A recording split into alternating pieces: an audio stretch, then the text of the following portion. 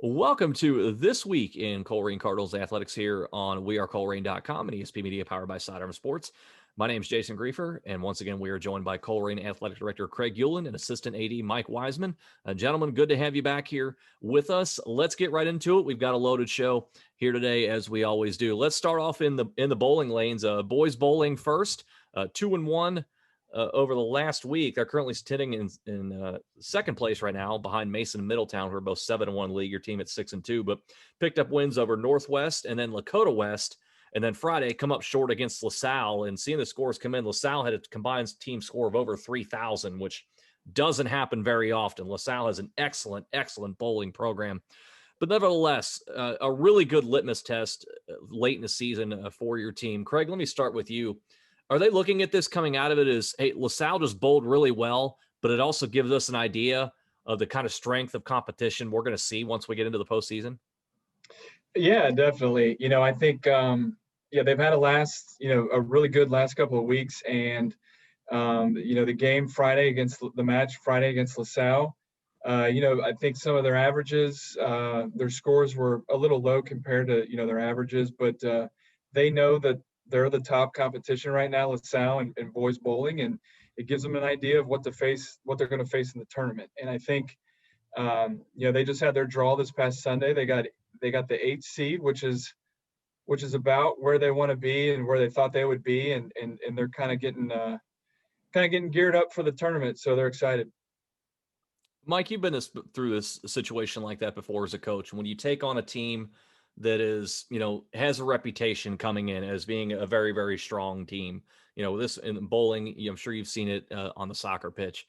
When you come out of a match like that, knowing that you played well and still came up short, how do you approach that as a coach and the message to your team going forward? You just have to look for the positives. Obviously they had strong bowls by Nick Deedwald. They had a couple nice performances by their other consistent bowlers for the season. But you just have to take the positives and, maybe take some minor changes, make some minor tweaks to what you saw. And, hopefully next time that maybe they get a little bit off and you might be on, and you just kind of have to see how it goes. But definitely find the positives, because you can't harp on the bad things, especially when you're playing a good team or, bowling against a good team. You just have to take every positive you can out of it.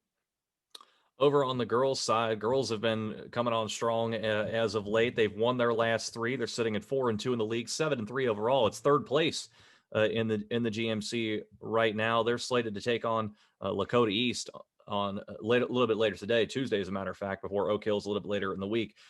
Craig, looking at the scores coming in these last three games, very consistent across the board. 23-42 against Northwest, 24-57 against Lakota West, 24-25 against Middletown. That's three total matches, really, really close as far as score goes. Is that what the coaching staff was wanting to see as we're nearing the regular season, to not only pick up the wins, but the consistency from match to match?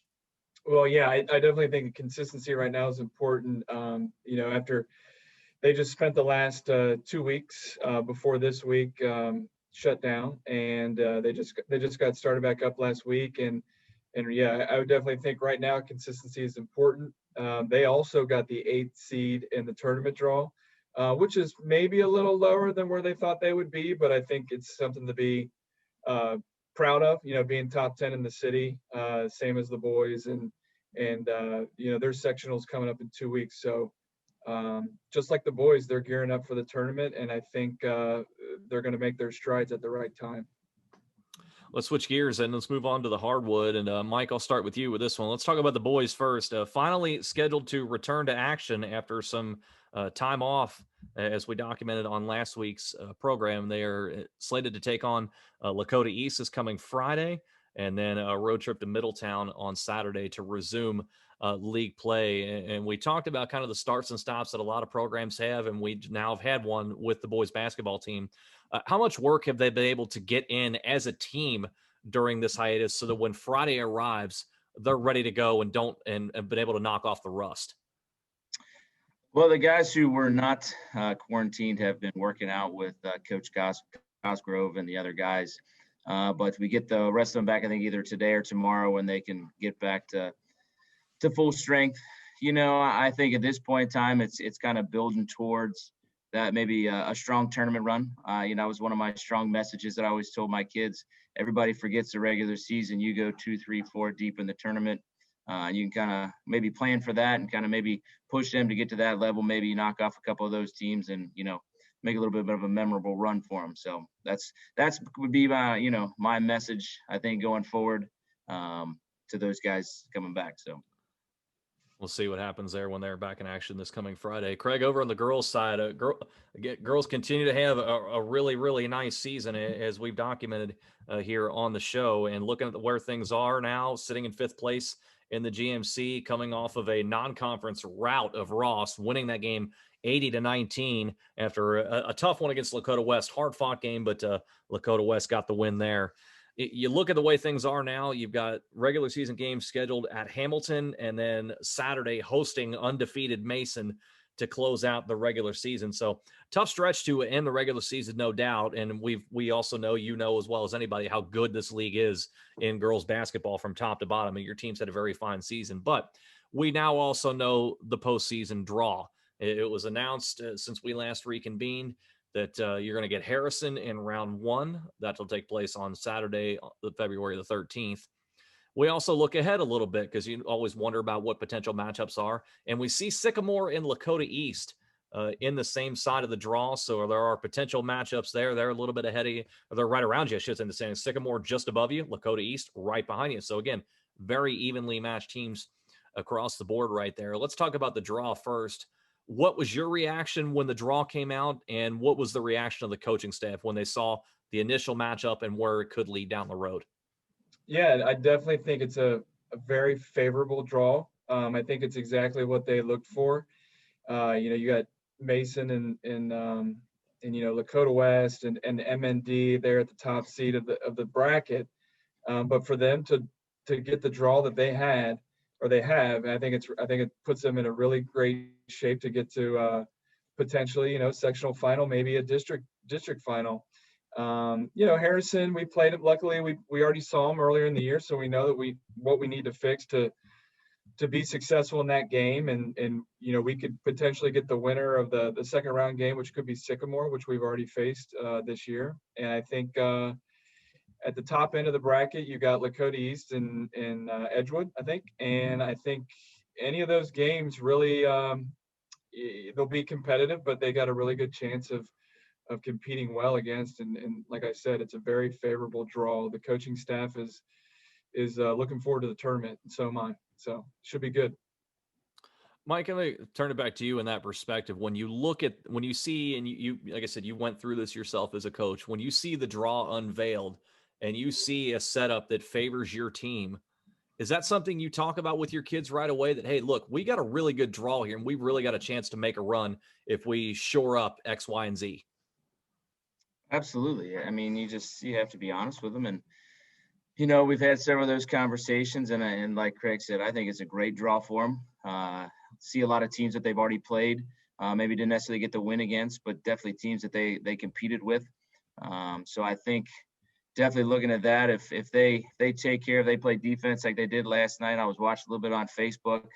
I mean, there are a couple of times they couldn't even get across half court for 5-6 possessions. So, I think if they could kind of turn that defensive heat up and keep that up and make some shots when it matters, I think they have the potential, like Craig said, sectional finals, district finals. And when you get to those points, it's just, hey, who's ready to show up tonight? Who's ready to battle? So. And we look at the box score from that game. Again, it was a lopsided affair in favor of your team. And if you're going to have a lopsided, make it in your favor. But the thing that stood out to me in looking at the numbers from that game is you had 8 players score at least 6 points in the game. Of course, we know how good Abigail McNally is. She's going to be, she's going to be first team all conference, no doubt about it. But Craig, how big is it late in the season, especially, to start getting this level of consistent production 1 through 8, not just 1 through 5? Well, in their situation, they don't really have the depth that they would like to have. So they've been consistently playing the same 7-8 girls every game. So I think they're, like with all the other sports, gearing up for their tournament. They're just trying to make some fine tuning adjustments before they, start the postseason. And I think, they're going to wrap up this week with Hamilton tomorrow night, and then Mason on Saturday. Obviously, Mason first in the conference, 15-0, undefeated. But then they'll be ready to roll next week. And like I said, they know they got a favorable draw, and I think they already got the scouting report on all those opponents, and they're ready to go. So.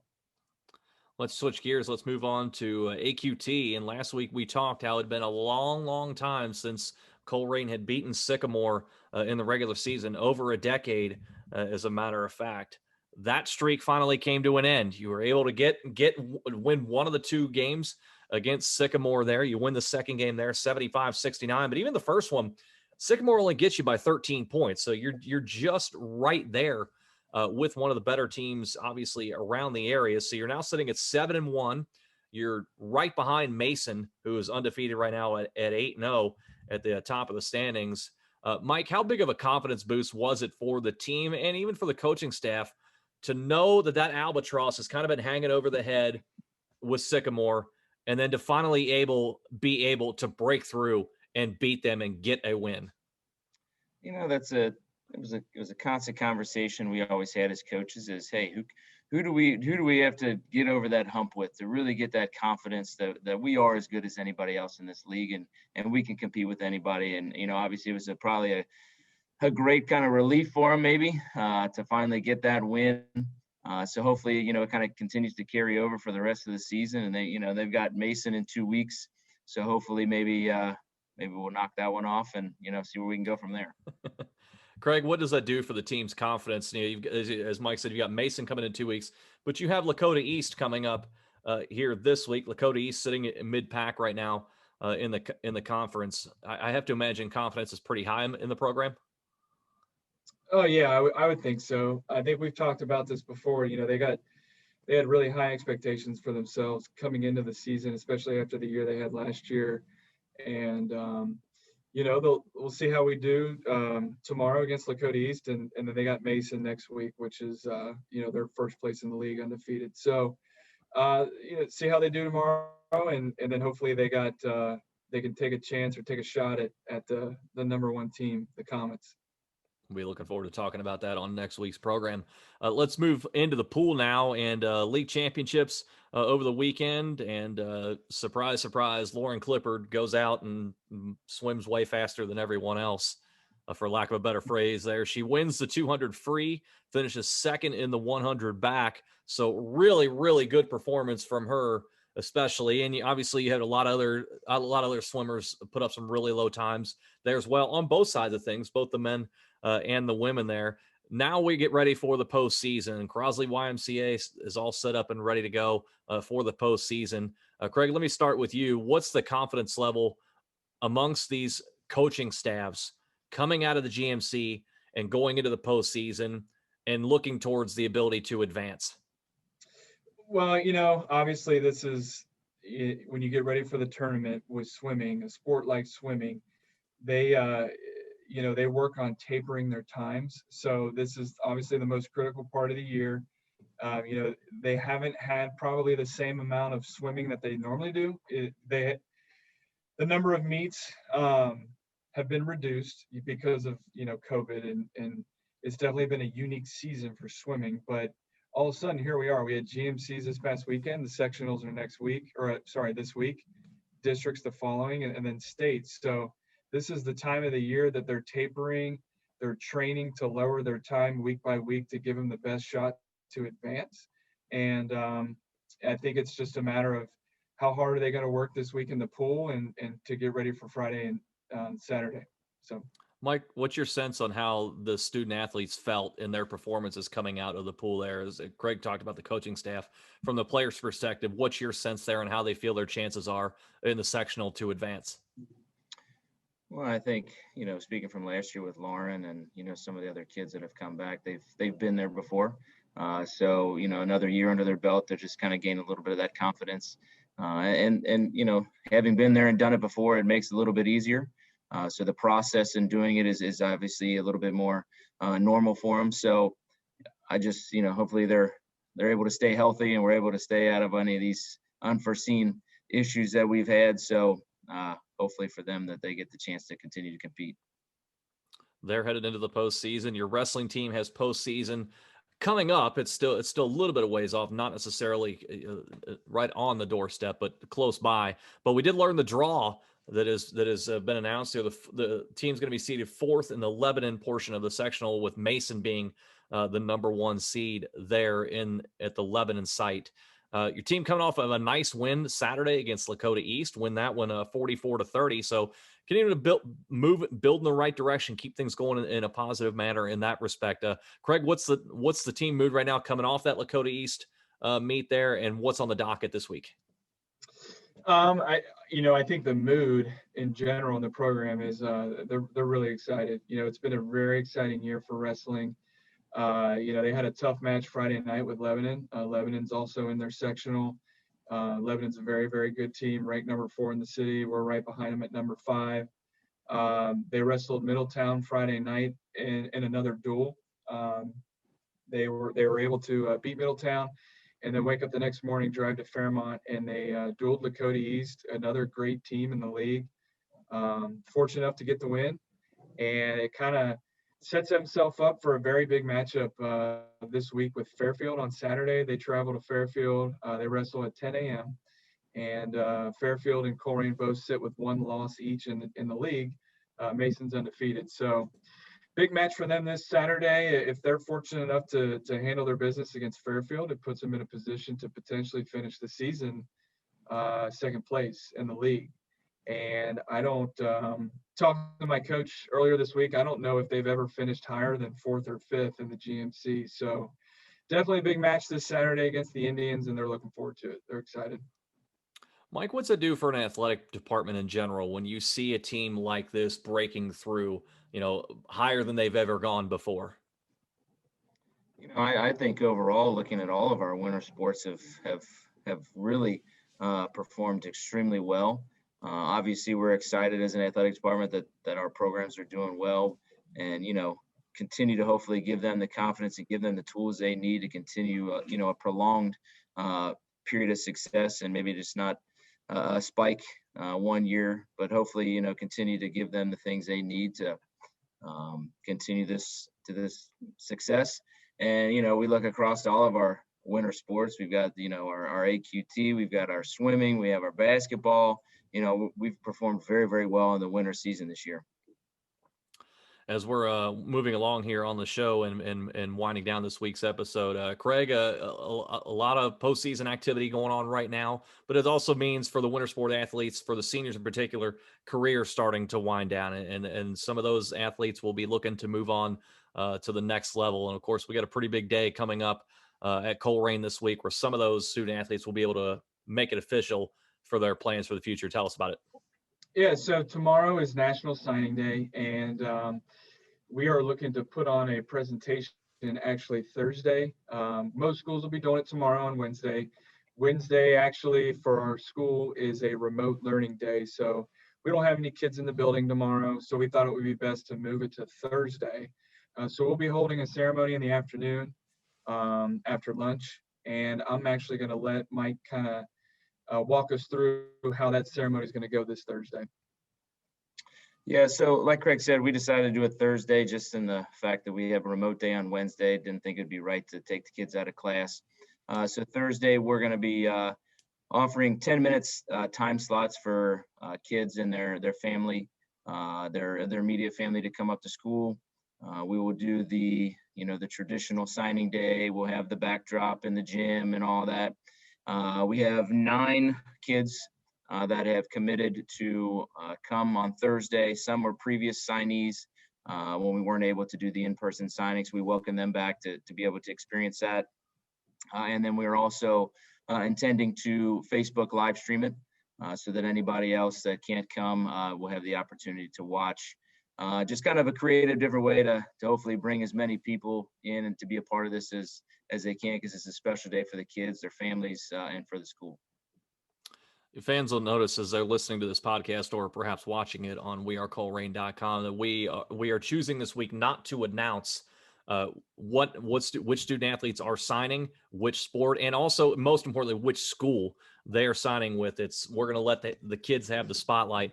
Next week on next week's show, we will give a full recap of the day's events and who signed there. Lastly, before I let you guys go there, and we'll be looking forward to that on next week's show. Obviously, a pretty big football game coming up this Sunday. A lot of folks will be tuning in there, and they'll have their spreads at their homes and what have you. And we'll see who wins the big one between Kansas City and Tampa Bay. Craig, let me start with you.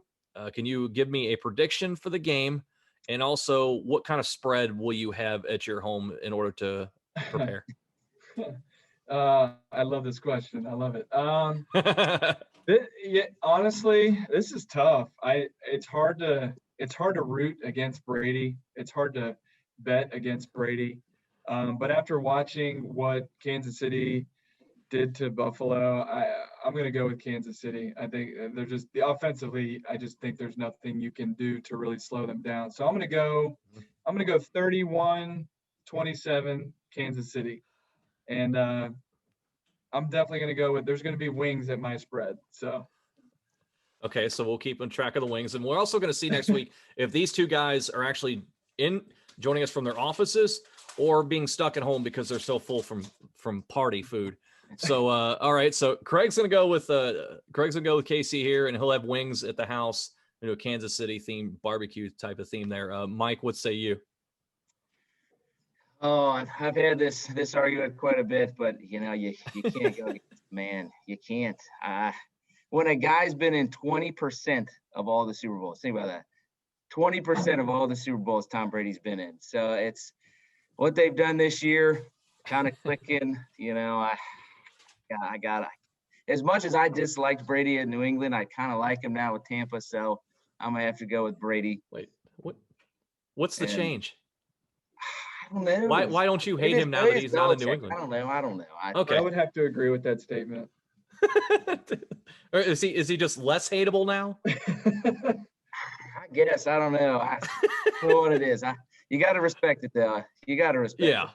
Yeah, no, especially in his first year in Tampa, right. Going to the Super Bowl at age 43. I saw something earlier this week. It said Steve Young went into the Hall of Fame at 43, and here is Brady in his millionth Super Bowl. What kind of spread are you going to have at your house, Mike? And is it going to be better than Craig's? My mother-in-law makes, I don't know, it's kind of become a tradition, like a fajita chicken soup. It's delicious. She only makes it out at Super Bowl, so good. It's coming from the mother-in-law, so good man. Good answer. Right there. So it'll be a lot of fun to watch that. And we certainly appreciate you guys giving us their predictions there and kind of give us a preview of what we can expect as far as their spreads go. But all in all, here at Colerain, a very good week, a very exciting time right now with the postseason looming. And of course, we have signing day coming up, and we'll talk about that and a lot more next week. Craig, Mike, appreciate the time. All right. Thanks. Appreciate it. That is Colerain Athletic Director Craig Ullin and Assistant AD Mike Wiseman joining us here for This Week in Colerain Cardinals Athletics here on wearecolerain.com at ESP Media, powered by Sidearm Sports.